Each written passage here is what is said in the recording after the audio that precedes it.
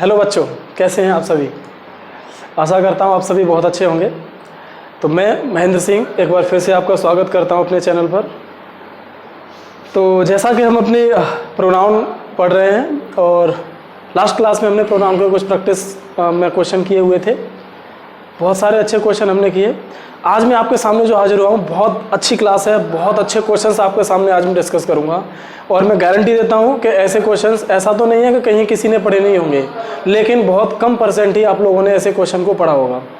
ठीक है, तो आज मैं आपके सामने कुछ क्वेश्चंस डिस्कस करूँगा और वो सारे के सारे क्वेश्चंस रिलेट तो प्रोनाउन को ही करते हैं कहीं ना कहीं, और लेकिन बहुत अच्छे क्वेश्चन हैं। ठीक है, तो मैं क्वेश्चन को एक एक करके डिकोड करना स्टार्ट करूंगा, आपके सामने लाऊंगा और पहले आप अपने आंसर्स लगाइएगा, उसके बाद मैं आपके सामने उन क्वेश्चंस को समझाऊंगा।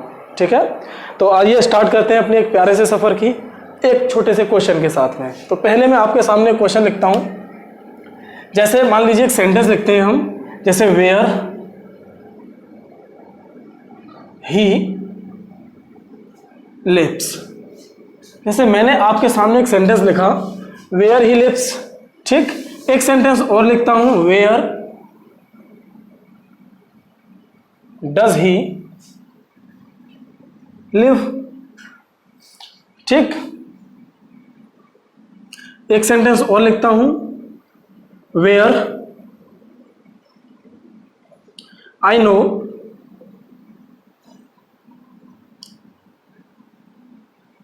Where does he live.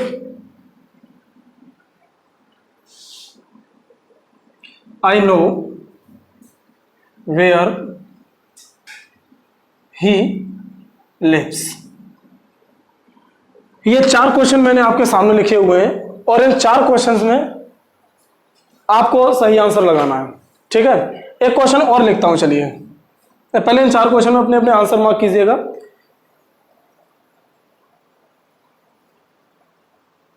देखिए क्या आंसर लगाएंगे। एक क्वेश्चन और तब तक तैयार करता हूं।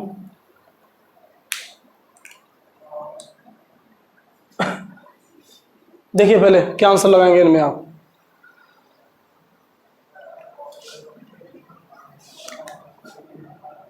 What matter does most is the quality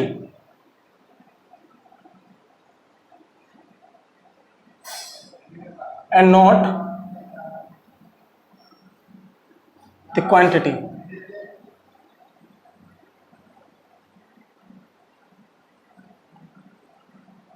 एक क्वेश्चन ये है आपके सामने। इस क्वेश्चन में देखिए क्या आंसर लगाएंगे आप। मैं ऐसा करता हूं, मैं इस क्वेश्चन में थोड़े से कुछ पार्ट को अंडरलाइन कर देता हूं। चलिए,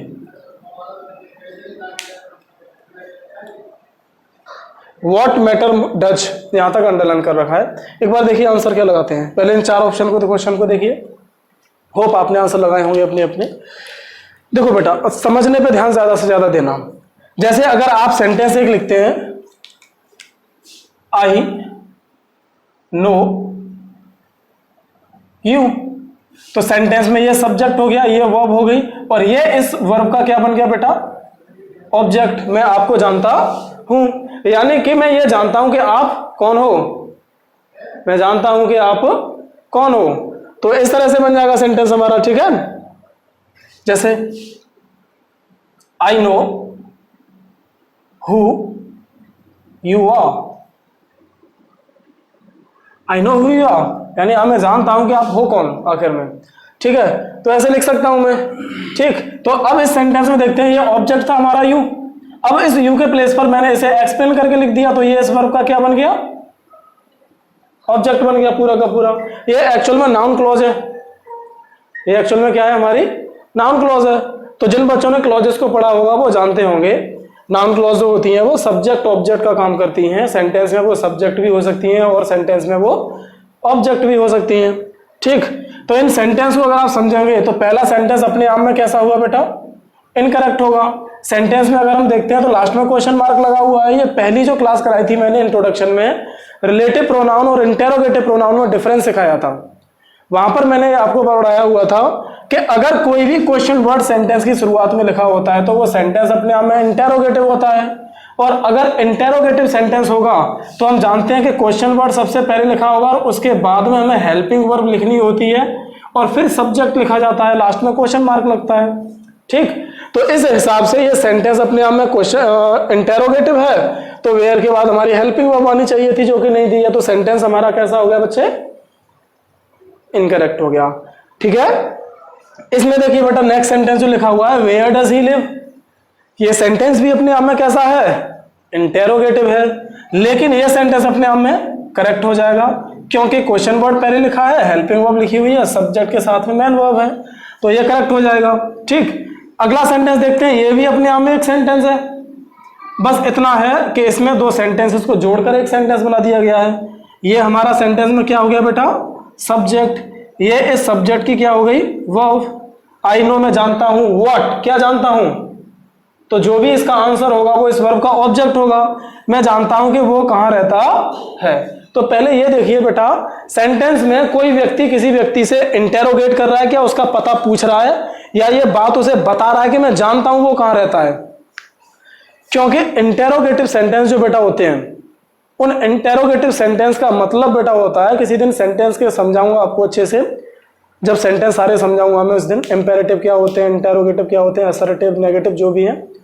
देखो, इंटेरोगेटिव सब सेंटेंस का सेंस होता है क्लियरली इंटेरोगेट करना, आंसर करना, किसी से कोई सवाल जवाब करना। ठीक है, क्या इस सेंटेंस के अंदर किसी से कोई व्यक्ति सवाल पूछ रहा है या कोई व्यक्ति किसी को कोई बात बता रहा है? बताइए, बता रहा है वो व्यक्ति। और जब व्यक्ति कोई किसी को कोई बात बताता है तो वो असर्टिव सेंटेंस होता है, अपने आप में असर्टिव फॉर्म में लिखा जाता है। असर्टिव फॉर्म का मतलब होता है पहले सब्जेक्ट उसके बाद वर्ब। ठीक, तो यहां पर व्यक्ति सवाल नहीं कर रहा, वो बता रहा है, मैं बता रहा हूं कि आई नो, मैं जानता हूं वो कहां रहता है, मैं पूछ नहीं रहा किसी से, यहां पर मैं पूछ रहा हूं। ठीक है, लेकिन यहां मैं बता रहा हूं कि मुझे पता है। अगर मैं बता रहा हूं तो सेंटेंस इंटेरोगेटिव तो नहीं हुआ, अगर इंटेरोगेटिव नहीं है तो फिर हेल्पिंग वर्ब सब्जेक्ट से पहले नहीं आ सकती। इस हिसाब से ये कैसा हो गया? गलत हो गया। इस सेंटेंस में देखते हैं, आई नो, मैं जानता हूं, तो ये तो इंटेरोगेटिव फॉर्म में नहीं लिखा है, तो ये सेंटेंस कैसा हो जाएगा? करेक्ट हो जाएगा। अगर समझाएंगे ध्यान से तो ये एक सेंटेंस हो गया ही लिव्स, एक सेंटेंस ये हो गया, ये कंजंक्शन हो गया इंटेरोगेटिव जो सेंटेंस को जोड़ने का काम कर रहा है। ठीक है बेटा, तो ध्यान रखेंगे इंटेरोगेटिव फॉर्म में कोई भी सेंटेंस तब लिखा जाता है, इंटेरोगेटिव फॉर्म कहने का मतलब हुआ हेल्पिंग वर्ब को सब्जेक्ट से पहले और क्वेश्चन वर्ड के बाद में तब लिखते हैं बेटा जब सेंटेंस में कोई सवाल पूछा जा रहा है। अगर सवाल नहीं पूछा जा रहा है तो पहले सब्जेक्ट लिखो, जो क्वेश्चन वर्ड होते हैं वो कंजंक्शन का काम करने लगते हैं, दोनों सेंटेंस को जोड़ने का। ठीक है बेटा, तो चलिए अब इस सेंटेंस में समझते हैं बेटा। इस सेंटेंस में एक हमारी वर्ब लिखी हुई है इज। ठीक है, ये हमारी वर्ब लिखी हुई है इज। इस सेंटेंस में इस वर्ब का सब्जेक्ट कौन है? पहले तो ये देखिए, ये जो हमारी वर्ब लिखी हुई है इज, इसका सब्जेक्ट कौन है? दूसरी बात ये समझिए, क्या ये लिखा हुआ सेंटेंस इंटेरोगेटिव है? क्या ये लिखा हुआ सेंटेंस इंटेरोगेटिव है? इंटेरोगेटिव अगर होता तो नोट ऑफ इंटेरोगेशन लगा होता, यानी क्वेश्चन मार्क लगा होता लास्ट में, ऐसा तो लगा नहीं है। ठीक है, यानी सेंटेंस के अंदर कोई ना कोई सवाल पूछा जाता। अगर सेंटेंस समझेंगे, what matter does most is the quality and not the quantity, यानी कि जिन चीजों से या जिस बात से ज्यादा फर्क पड़ता है वो बात होती है क्या? क्वालिटी। किसी भी चीज की क्वालिटी से फर्क पड़ता है, क्वांटिटी से फर्क नहीं पड़ता। यानी कि कोई चीज है खाने पीने की या किसी भी चीज की चीज है, मात्रा में इतनी सारी ले ली, ढेर सारी, ग्लूटेन होते हैं ना कुछ लोग, बहुत ज्यादा पेटू, खाने के लिए इतना चाहिए चाहे बेकार हो खाने में, नहीं, क्वालिटी पे ध्यान दो, क्वालिटी अच्छी होनी चाहिए चाहे थोड़ा। यही मैं बच्चों से भी क्लास में जनरली कहता हूं कि बहुत से बच्चे कहते हैं मैं 10 घंटे पढ़ लेता हूं, इतना नहीं बेटा, उतना पढ़ो जितना मन करे, लेकिन जितना भी पढ़ो ना, पढ़ो सटीक और अच्छा पढ़ो, सटीक और अच्छा पढ़ने की कोशिश करो, चाहे भले ही कम पढ़ो, जितना भी पढ़ो एक्यूरेट पढ़ो, और वो आपको तैयार होना चाहिए। ठीक है, अब देखो, अगर सेंटेंस को समझते हैं इस वाले को, what matter does most is the quality and not the quantity, तो इस सेंटेंस में सवाल पूछने का काम नहीं किया जा रहा। अगर सवाल पूछने का काम नहीं किया जा रहा तो डज को तो यूज नहीं करेंगे फिर आप। एक और तरीके से समझना, ये हमारी इज वर्ब हो गई, इस वर्ब का सब्जेक्ट कौन है? इस वर्ब का सब्जेक्ट कौन है? देखिए और बताइए मुझे, तब तक मैं इन सेंटेंस को इरेज करता हूं।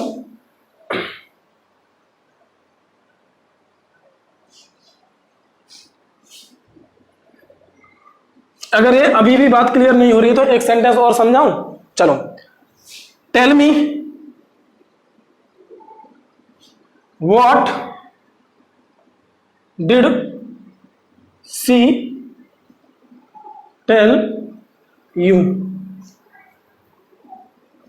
Tell me what she told you. Tell me what she told you. दो सेंटेंस है, कौन सा सेंटेंस करेक्ट है आपके हिसाब से? एग्जैक्टली ये सेंटेंस करेक्ट होगा, ये इनकरेक्ट होगा? कैसे होगा बेटा? देखो, टेल मी मुझे बताओ, क्या टेल मी मुझे बताओ, अब जो भी बात बताएगा वो इस बात का क्या बन जाएगा बेटा? ऑब्जेक्ट बन जाएगा। अगर ऑब्जेक्ट बनेगा तो किसी भी सेंटेंस में सब्जेक्ट ऑब्जेक्ट का काम करने वाले शब्द नाउन प्रोनाउन होते हैं, तो ये अपने आप में नाउन क्लॉज हो जाएगी। और अगर ये क्लॉज हो जाएगी तो सेंटेंस में कोई व्यक्ति सवाल तो पूछ नहीं रहा है, वो व्यक्ति कह रहा है, सवाल नहीं पूछ रहा, बता रहा है कि भाई मुझे वो बात बता दो जो उसने तुम्हें बताई थी। सवाल जवाब तो हो नहीं रहा सेंटेंस में, तो ये इस वर्ब का ऑब्जेक्ट हो गया। अगर ऑब्जेक्ट हो गया तो इंटरोगेटिव फॉर्म में नहीं रह सकता। फिर भाई इस सेंटेंस को देखेंगे, tell me what she told you, मुझे वो बता दो जो उसने तुम्हें बताया था, तो ये इस सेंटेंस में नाउन क्लॉज हो गई, इस वर्ब का ऑब्जेक्ट का काम करेगी वो। ठीक है, तो उस हिसाब से अगर सेंटेंस देखेंगे ना आप उसे, तो वो चीज जिससे ज्यादा फर्क पड़ता है, वो सवाल नहीं पूछ रहा, बता रहा है कि वो बात जिससे ज्यादा फर्क पड़ता है वो होती है किसी भी चीज की क्वालिटी, ना कि क्वांटिटी। तो इस हिसाब से अगर सेंटेंस में आंसर देखते हैं हम, तो ये अपने आप में नाउन क्लॉज हो जाएगी। अगर नाउन क्लॉज हो जाएगी तो डज को हटाइए, what matters most. What matters most is the quality and not the quantity. Does को यूज हम नहीं कर सकते क्योंकि सेंटेंस ना तो इंटरोगेटिव है ना नेगेटिव है। एक और सेंटेंस से समझते हैं इस बात को, व्हाट के बारे में। ये वॉइस में बहुत हेल्प करेगा आपको, ध्यान रखना व्हाट का यूज जो होता है। एक सेंटेंस बताना मुझे, व्हाट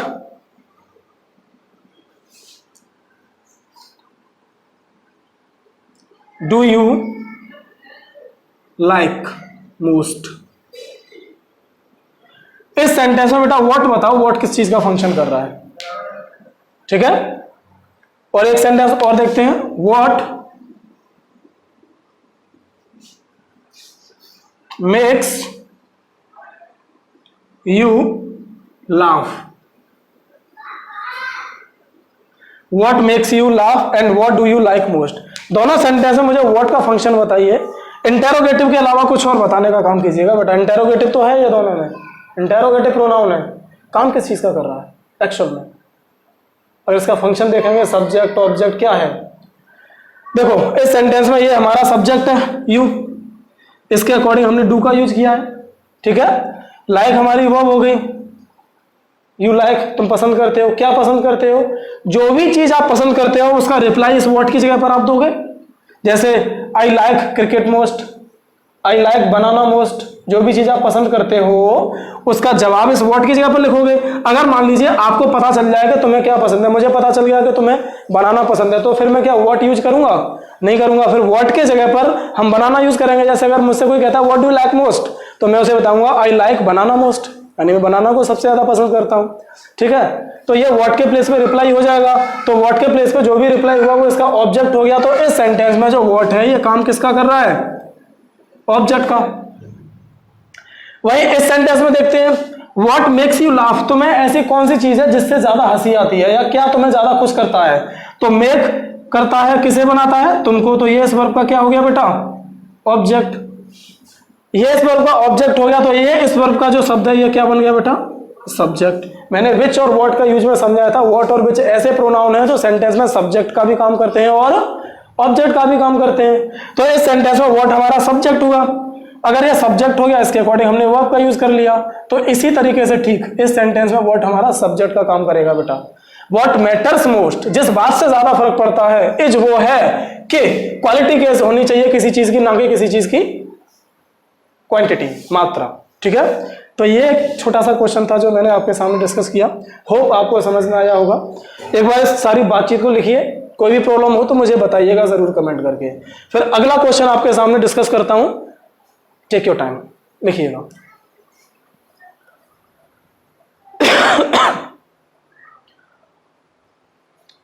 चलिए, होप आपने लिखा होगा।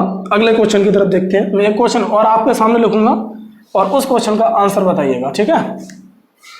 ध्यान से समझना और वीडियो को शेयर करते रहो भाई, शेयर करते रहा करो ज़्यादा से ज़्यादा। मैं हमेशा कहता हूं भाई, मैं आपको कुछ ऐसी चीज़ें, कुछ ऐसे ट्रिक नहीं बताने वाला हूं कभी भी। मेरी क्लास में मैं उसी बच्चे को चाहता हूं जो बच्चा समझने पर ध्यान देता हो, मेहनत करने पर ध्यान देता हो, प्रैक्टिस करे।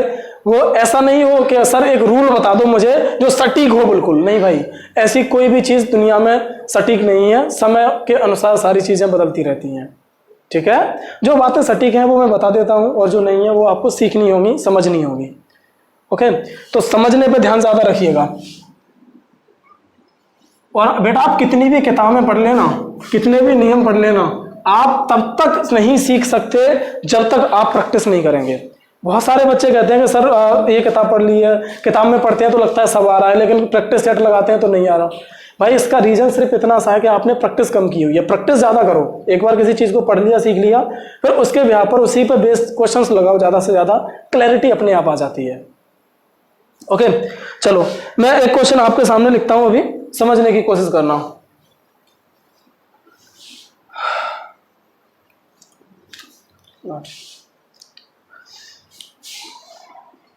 They who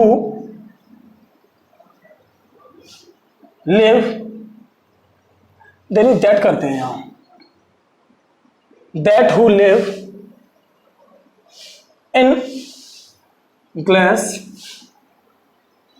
houses should not, यह बात सबने सुनी होगी, should not throw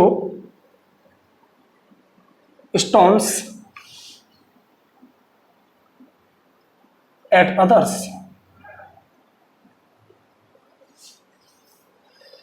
एक बार इस क्वेश्चन को आंसर लगाए। क्या प्रॉब्लम है सेंटेंस में?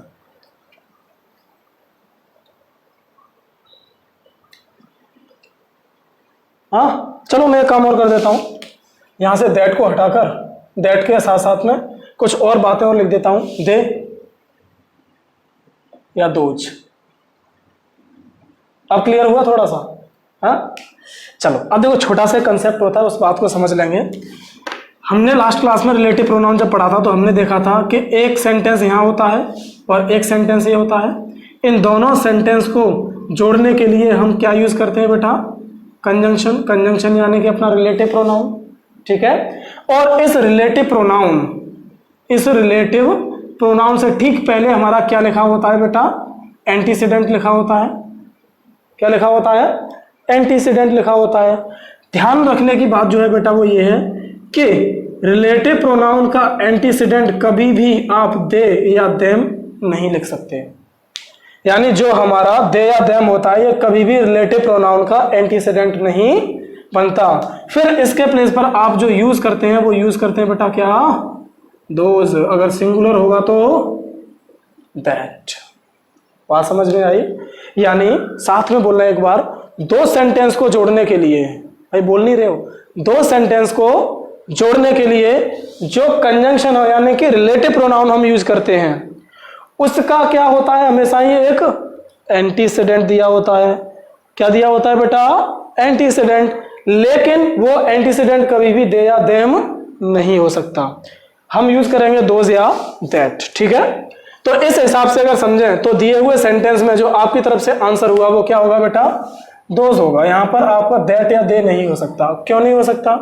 ध्यान से समझेंगे।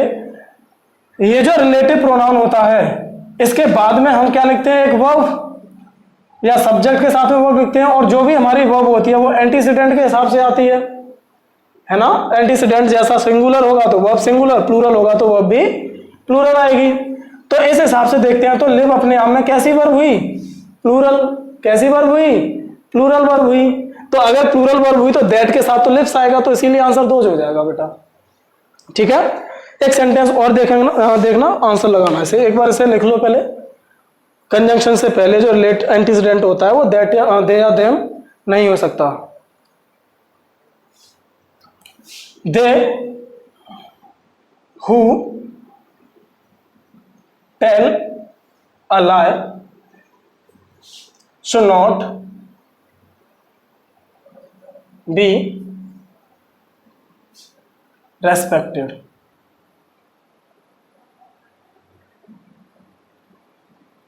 should not be respected, इसमें देखिए क्या आंसर लगाएंगे बेटा।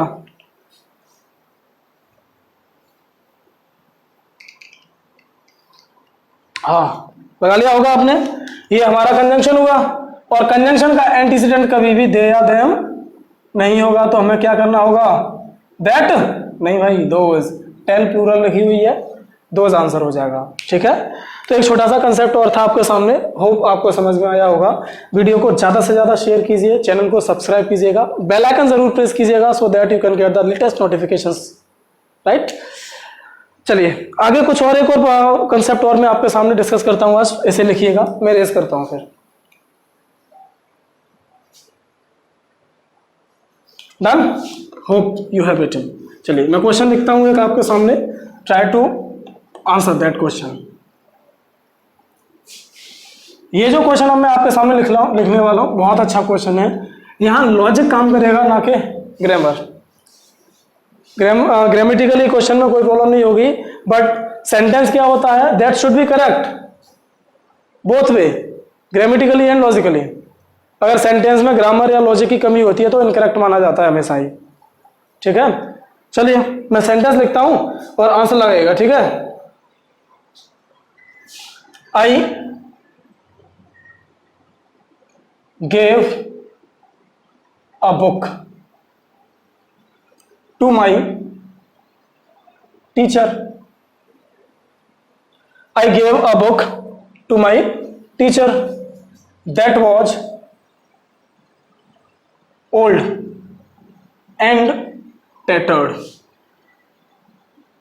टैटर्ड आप जानते होंगे, जिसके पन्ने बिखर जाते हैं, फट जाती है ना, बिखरी सी हो जाती है, तो उसे हम टैटर्ड बोल देते हैं। ठीक है, टैटर्ड यानी फटा हुआ सा होना, एकदम जो कैसे कोई यार किताबों के पन्ने हो जाते हैं ना पुराने से ज्यादा, तो फटे हुए से ऐसे ही। तो सेंटेंस को देखो बेटा, I gave a book to my teacher that was old and tattered. Sentence में आंसर लगाइए, क्या आंसर होगा आपकी तरफ से।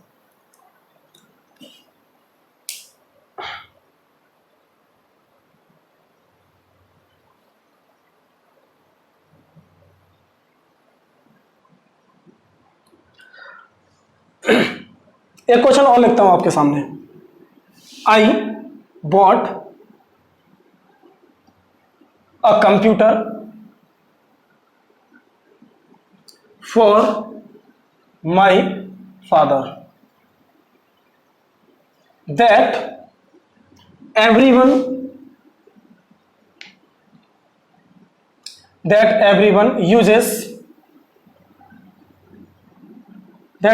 uses at home। आपके लिए क्वेश्चन में आंसर जानना जरूरी है, लेकिन मैं हमेशा कहता हूं आंसर नहीं, सीखने पर ध्यान दो, आंसर तो मिल ही जाएगा। देखो क्या होगा आंसर। अब मैं इन क्वेश्चंस को समझाने से पहले कुछ बात आपके सामने करूंगा, फिर मैं इनके आंसर्स बताऊंगा। ठीक है, आपने आंसर अपने अपने लगाए होंगे, जो भी तुक्का होगा आपका, तिलस्मी तरीका जो आप लगाते हैं वो लगा लिया होगा आपने। ठीक है, चलिए पहले मैं कुछ बातें डिस्कस करता हूं। हमने रिलेटिव प्रोनाउन की जब स्टार्टिंग की थी तो एक बात सीखी थी हमने कि रिलेटिव प्रोनाउन तो सेंटेंस को जोड़ता है। इससे ठीक पहले जो हमारा एंटीसीडेंट यानी नाउन लिखा होता है, उसी नाउन यानी उसी एंटीसीडेंट की जानकारी आगे वाले सेंटेंस में दी जाती है। दोबारा देखते हैं हम कि हमारा जो रिलेटिव प्रोनाउन होता है वो दो सेंटेंस को जोड़ता है, और रिलेटिव प्रोनाउन से ठीक पहले जो हमारा एंटीसीडेंट यानी जो शब्द लिखा होता है उसी के बारे में आगे जानकारी दी जाती है। ये बात हमने सीखी हुई है, तो इसी बात को ध्यान रखना अच्छे से। फिर इस सेंटेंस को समझना, दोनों सेंटेंस को। I gave a book to my teacher, मैंने अपने अध्यापक को एक बुक दी, एक सेंटेंस कंप्लीट हो गया। ठीक है, दैट वॉज ओल्ड एंड टैटर, जो कि पुराना और कैसा था, फटा हुआ था। तो एक बात बताइए, फटा हुआ और पुराना कौन है, टीचर या बुक, कौन रहा होगा? अगर सेंटेंस के सेंस के हिसाब से समझा तो ये कंजंक्शन हुआ, और इस कंजंक्शन का ये क्या बन गया बेटा, एंटीसीडेंट। और अभी अभी मैंने आपसे कहा कि जो एंटीसीडेंट होता है उसी के बारे में आगे जानकारी दी जाती है। लेकिन ये जो जानकारी है ये टीचर के बारे में है या बुक के बारे में, किसके बारे में है बेटा, ये जानकारी तो बुक के बारे में दी जा रही है। अगर जानकारी बुक के बारे में दी जा रही है तो एक बात और समझना, फिर बुक को ही आपको रिलेटिव प्रोनाउन के पास रखना पड़ेगा। यहां पर जो कंसेप्ट है समझने का वो ये है कि जब रिलेटिव प्रोनाउन दो सेंटेंस को जोड़ता है, दोबारा बोलेंगे मेरे साथ, जब रिलेटिव प्रोनाउन दो सेंटेंस को जोड़ता है तो उससे ठीक पहले हम उसी शब्द को लिखेंगे, उतने उसके करीब लिखने की कोशिश करेंगे जिस शब्द के बारे में आगे जानकारी दी जा रही है। जिस शब्द के बारे में भी, जिस कोई भी शब्द है जिसके बारे में सेंटेंस में आगे जानकारी दी जा रही है, उस शब्द को हम रिलेटिव प्रोनाउन के ठीक पास लिखते हैं। बात समझ में आई? तो रिलेटिव प्रोनाउन जो है हमारा दैट से ठीक पास में हमें बुक को लिखना पड़ेगा। ठीक, ऐसे यहां पर I bought a computer for my father, मैंने पापा के लिए कंप्यूटर खरीदा। That everyone uses at home, जिसे घर पे हर कोई यूज करता है। घर पे हर कोई यूज किसे करता है, पापा को या कंप्यूटर को? अगर सेंस और लॉजिक के हिसाब से समझे तो कंप्यूटर को, लेकिन लिखे हुए सेंटेंस के तरीके से हिसाब से समझे अगर, तो ये हमारा कंजंक्शन हुआ, ये इसका एंटीसीडेंट हुआ। तो हर कोई किसे यूज करता है घर पे, पापा को, तो ऐसा तो नहीं हो सकता। ठीक, तो ध्यान रखेंगे एंटीसीडेंट को रिलेटिव प्रोनाउन के ठीक पास लिखा जाता है, या ये कहें कि आगे जिसके बारे में भी अगले सेंटेंस में जानकारी दी जा रही है उस शब्द को रिलेटिव प्रोनाउन के पास लिखा जाता है। ठीक, एक और बात समझना, तो इन सेंटेंस को करेक्ट कैसे करेंगे? फिर देखो, करेक्ट इन सेंटेंस को ऐसे कर सकते हैं। ए सेंटेंस जो है हमारा ये करेक्ट हो जाएगा, आई गेव, ये इनकरेक्ट होगा, ये करेक्ट सेंटेंस होगा। I gave my teacher a book that was old and tattered. तो यहां से जो है जानकारी दैट जो है ये बुक एंटीसीडेंट हो जाएगा, तो इसी एंटीसीडेंट के बारे में आगे जानकारी दी जाएगी जो कि जानकारी एकदम लॉजिकली एंड ग्रामेटिकली करेक्ट हो जाएगी। ठीक है, ऐसे इस सेंटेंस में अगर हम देखें तो यहां पर भी सेंटेंस को हम क्या कर सकते हैं बेटा, I bought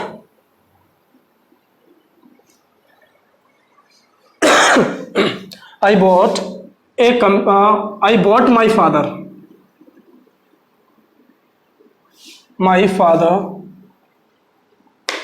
a computer that everyone uses at home। Computer की जानकारी आगे प्रोवाइड हो जाएगी। कुछ बच्चे कह रहे हो सर 4 और 2 कहां से गायब हो गया है? तो चलो ये बात भी थोड़ी सी समझ लेते हैं, अगर जानकारी सीखनी है तो अच्छे से। देखो बेटा, आप सभी बच्चों ने वर्ब का टॉपिक पढ़ा हुआ होगा, मैं यहाँ वर्ब तो नहीं पढ़ा रहा हूँ, थोड़ा सा शॉर्ट में समझाने की कोशिश करूंगा आपको। वर्ब आप सभी बच्चों ने पढ़ी होंगी। वर्ब में जानते हैं आप, एक वर्ब तो होती है हमारी ट्रांजिटिव और एक वर्ब होती है हमारी इंट्रांजिटिव, है ना। हिंदी वाले बच्चों को बता दूं बेटा, ट्रांजिटिव वर्ब यानी कि सकर्मक होती है और इंट्रांजिटिव वर्ब यानी कि अकर्मक। अकर्मक कहने का मतलब ये हुआ ऐसी वर्ब, इंट्रांजिटिव वर्ब यानी कि ऐसी वर्ब जिनके बाद में ऑब्जेक्ट लिखना जरूरी नहीं होता। लेकिन ट्रांजिटिव वर्ब की बात करें तो ये वो वर्ब होती हैं जिनके बाद हमेशा ही हमें एक ऑब्जेक्ट लिखना होता है। ट्रांजिटिव वर्ब वो वर्ब होती है जिनके साथ ऑब्जेक्ट आता है, इंट्रांजिटिव वो होती है जिनके साथ ऑब्जेक्ट नहीं आता। ट्रांजिटिव वर्ब जो होती है बेटा, इनकी भी 2 कैटेगरी होती हैं। इनकी कैटेगरी एक तो होती है बेटा डाई ट्रांजिटिव, जिसे हम डाई ट्रांजिटिव वर्ब, और एक होती है बेटा मोनो ट्रांजिटिव वर्ब। जो डाई ट्रांजिटिव वर्ब होती है, कुछ बच्चों ने पढ़ा होगा, डाई का मतलब होता है 2। इस वर्ब के पास 2 ऑब्जेक्ट होते हैं। जो हमारी डाई ट्रांजिटिव वर्ब होती है उसके पास 2 ऑब्जेक्ट होते हैं, और जो मोनो ट्रांजिटिव वर्ब होती है इसके पास 1 ऑब्जेक्ट होता है बस।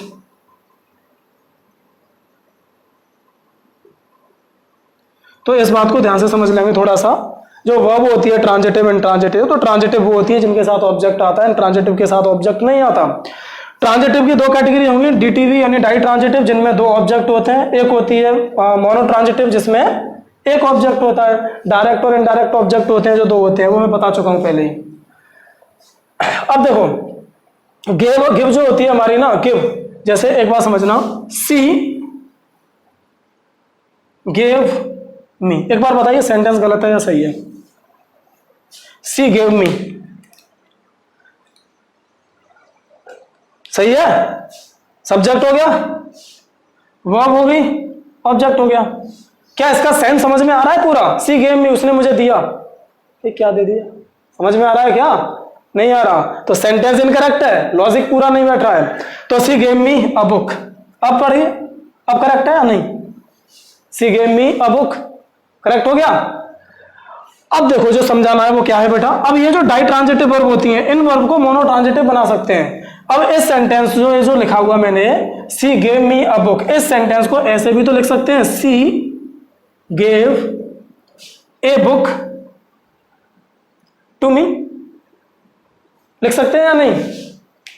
लिख सकते हैं, she gave a book to me, ऐसे भी लिख सकते हैं। तो ये जो दोनों सेंटेंस मैंने आपके सामने लिखे हैं दोनों का मतलब तो एक ही है, इधर में आप चाहे ऐसे लिख लो चाहे ऐसे लिख लो, करेक्ट दोनों है।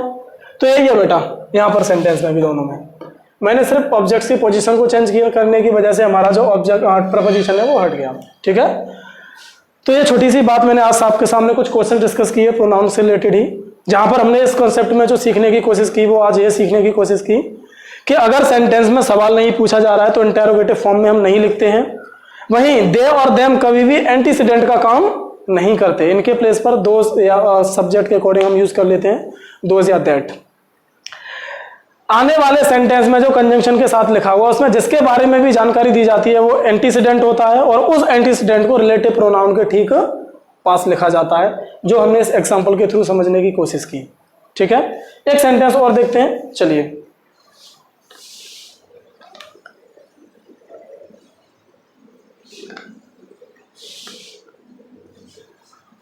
एक सेंटेंस और देख रहा हूं, द बॉय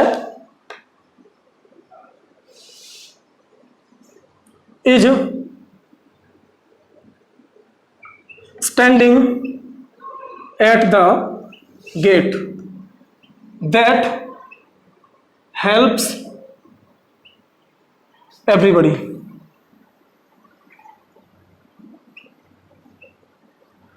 इस सेंटेंस में बताइए क्या आंसर होगा?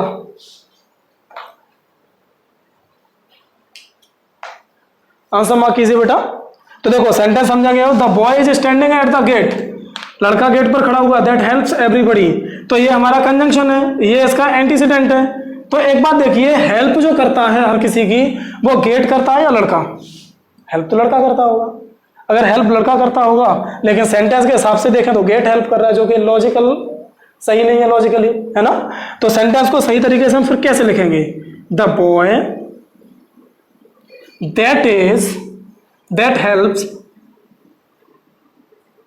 that helps everybody, the boy that helps everybody is standing at the gate, is standing at the gate। कोई समस्या? बात समझ में आई यहां तक? ठीक, मैंने क्या किया, उस क्लॉज को तुरंत इसका एंटीसीडेंट बनाना था तो एंटीसीडेंट के साथ लिख दिया पूरी क्लॉज को मैंने, काम खत्म, ठीक है। तो इस तरह से आप मॉडिफायर्स की एरर भी कहा जाता है इन्हें, कि सही शब्द को मॉडिफाई करना चाहिए जिसको करना है ना। चलिए, तो ये कुछ क्वेश्चंस मैंने आपके सामने डिस्कस किए। आप वीडियोस को अगर पसंद आया हो वीडियो तो लाइक ज़रूर करें और कमेंट करके बताएं कैसा लगा आपको, और चैनल सब्सक्राइब कीजिएगा, ज़्यादा से ज़्यादा शेयर कीजिएगा। ओके, तो मिलते हैं अगली वीडियो में कुछ नए कंसेप्ट्स और नए क्वेश्चंस के साथ में। Till then just take care, bye bye, see you guys.